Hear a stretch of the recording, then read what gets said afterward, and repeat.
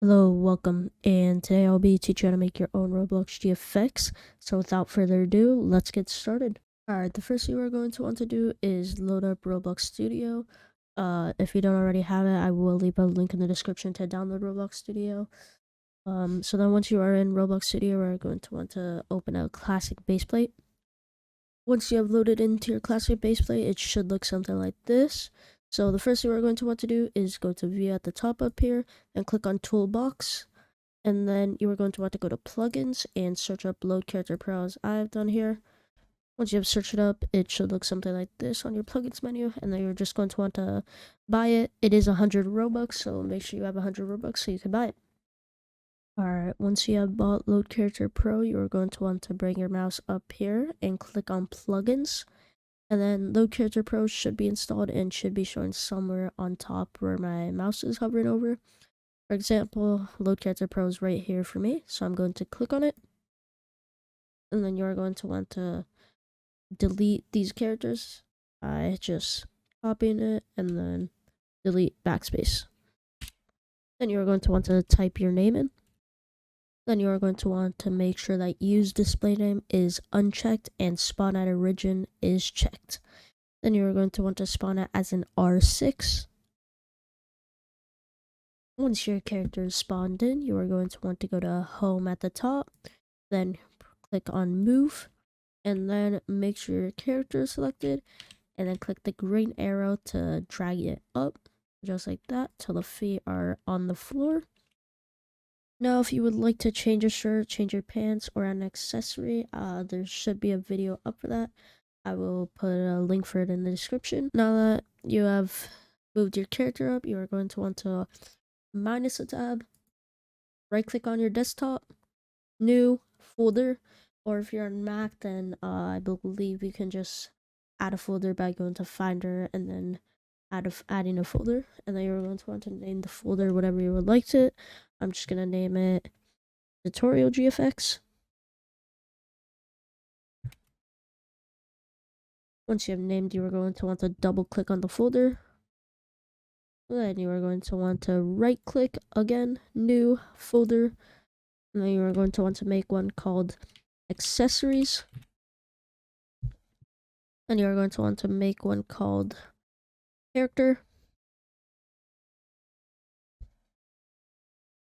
Then you're going to want to make one called props if you would like to add any props. Once you have done that, you are going to want to go back into Roblox Studio. Once you're in Roblox Studio, you are going to want to select whatever accessories you have. For example, I have an accessory called regular shades, which is this accessory right here, which I guess didn't spawn in correctly, but usually it should spawn in correctly. Just gonna move it up, and then yeah, you could just edit it. It doesn't really matter because it's not even gonna spawn at origin. So I'm just gonna move to the side. And then you want to select it, how it says regular shades, and then you want to select your hair. It should say hair. Mine's is called Ultra Fabulous Hair Brown. So I'm gonna shift on my keyboard and then click on it. And then those are the only two accessories that I have. So I'm going to right click them, export selection, and then you are going to want to locate the folder that you had right here. Now you are going to want to click on the accessories folder and then just name it accessories. Now that you have done that, you could right click the accessories and delete them. Now you're going to do basically the same for your character. You are going to want to folder right here, then click on your character, right click, export selection, and then go to the folder, and then you're going to want to click on character and then name it texture. Once you have done that, if you want to add any props or anything, you could go to models and then just search up any props. I'm just going to search up a cup for the example of the tutorial.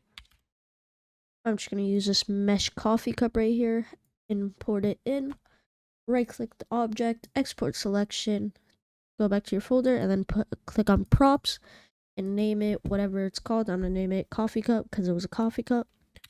Now you're done with Roblox Studio, so you could exit out of it at the top here. And if you want to save changes, feel free. I'm not going to save changes. I'm going to click no.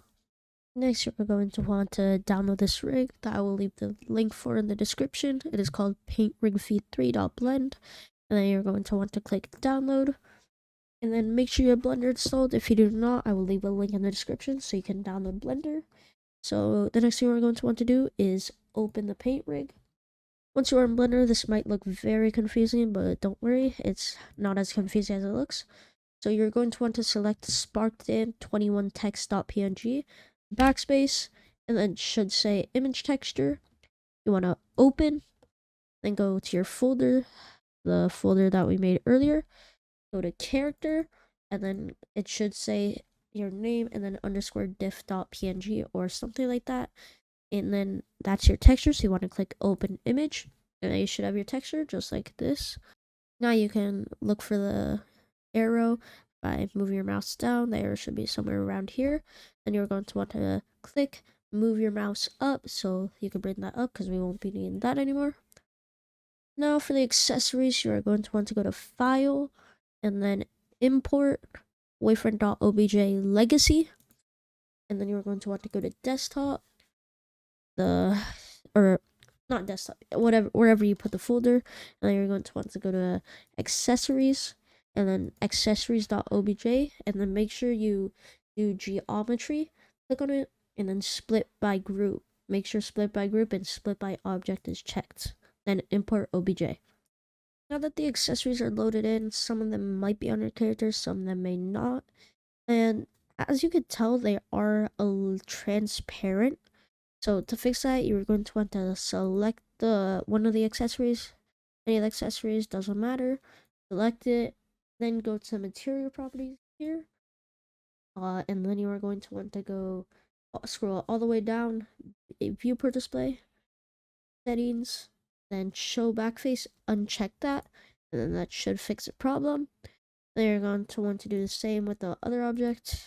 So to get the texture, you are going to want to go to click on that, the yellow part, not on this. Click on the yellow part right here, image texture, and then it should be under the base color. Then click open image. Once you have opened the image, you are going to want to go to your folder and go to accessories, and then click on the handle one underscore def.png. It should look something like that. And then you should have your texture for your object. And then if some of the accessories don't look in place, you could edit that by selecting move here, and then you can move it up, down, doesn't really matter. And then you can also rotate them. Control Z to undo, Shift Control Z to redo. And then there's also scale, which scales your item up, which doesn't really work that much. And then, yeah. Once you have edited your characters and made them look the best that they can, you're going to want to click on the plus icon at the top, general, then go click on layout. Now it should look something like this, and then make sure click on this viewport shading. That's one that I use. You are going to want to click on this thing, something like that. Then go up here, click, and then change it to pose mode. And now you could just pose your character pretty much. So to pose it, you have to click on one of them like this. It should be green now, highlighted. Rotate tool, and then you could just rotate it like that. Rotate the arm, whatever you want to do. You could do something like that. And you could also do the same for the legs. You can make the torso go back. Oh, and then for the head, you go back to selection, and then you're going to want to shift the hair, shift select the face, and then you are going to want to parent it by right clicking, and then click join so they could join. And then now if you move then you move it together pretty much. You're moving the hair too, so it's not just the head that goes away. And then for the legs, it's a little more tricky. So you're going to want to select the legs, switch it to the move tool, and then use the arrow to move them. You could pose them or something like that. If you just want to rotate the whole entire character, click, move it across screen, select all, and then you could just move the character a little forward or something, or back. And also make sure you select the head while at it, and then it will move all the stuff together. And then yeah, you could just rig the character pretty much.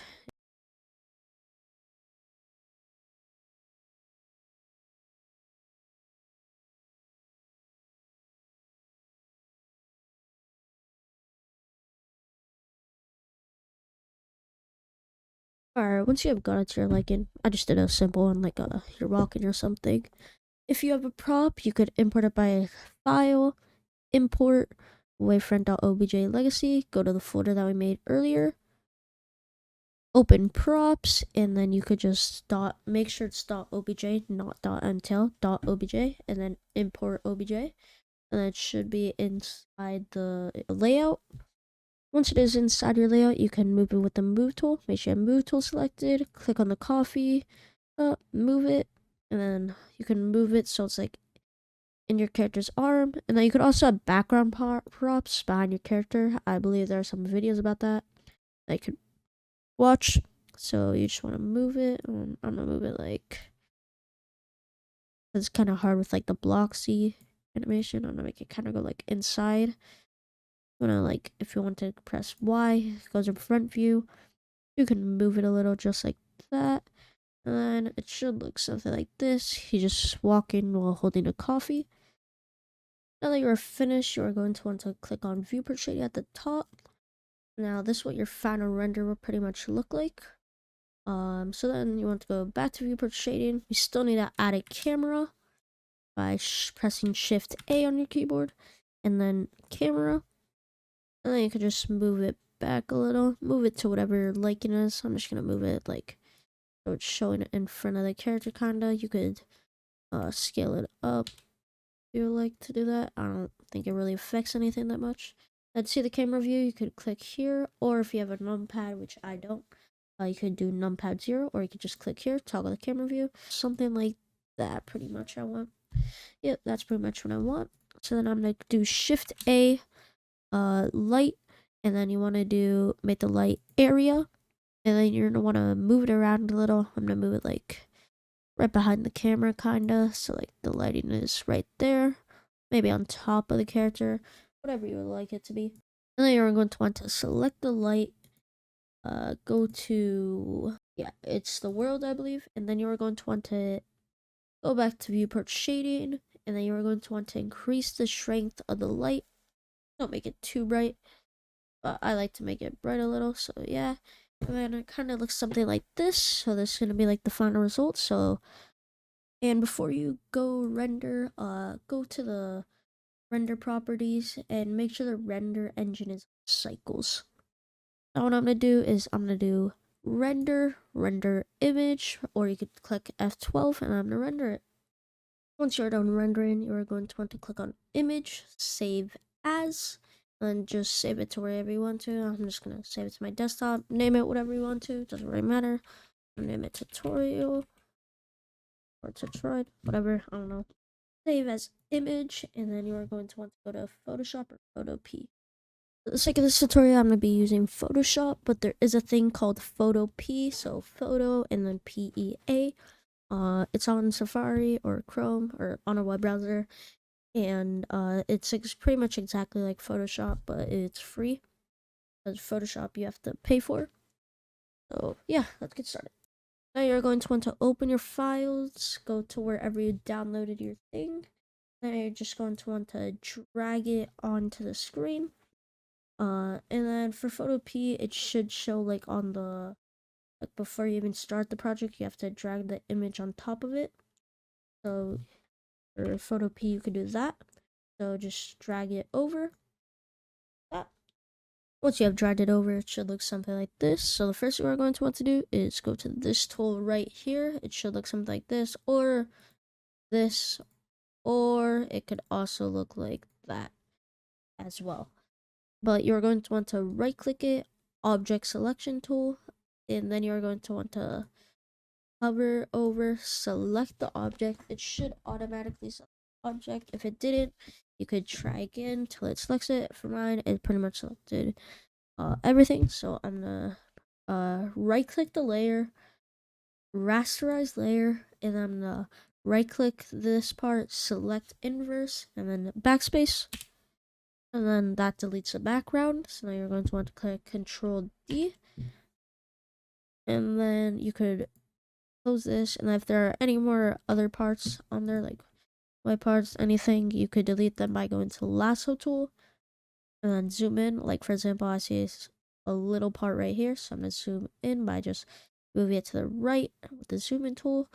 I'm gonna get the lasso tool, and I'm gonna just hover over it, and then copy, then backspace, and then Control Z. Oh no, sorry, Shift Control Z, Control Z to undo, just like Blender, and then to zoom out, just move it to the left, and then you can move it back to its original position.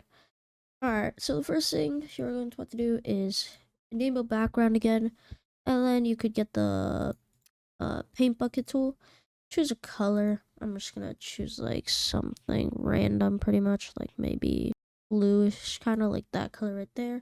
Okay, click on it, should paint bucket the part, and then for this, you're going to want to double click it, then you are going to want to go to outer glow. Then you're going to want to make the opacity 100, noise 0, size. You can make it up a little bit, doesn't really matter. I'm gonna make it something like that, kinda. And then I'm gonna make the spread a little more, like 18, something around that. And then you're going to want to press OK. And then you can just move it to the side, or if you have another GFX, I'm just gonna leave it there. Leave it something like that, kinda, maybe. Yeah, and it's kind of like jumping over. You made your own GFX. Congratulations, you did it. Thank you for watching. I hope you enjoyed the video. If you did enjoy it, make sure to smash that subscribe button, and I'll see you in the next video.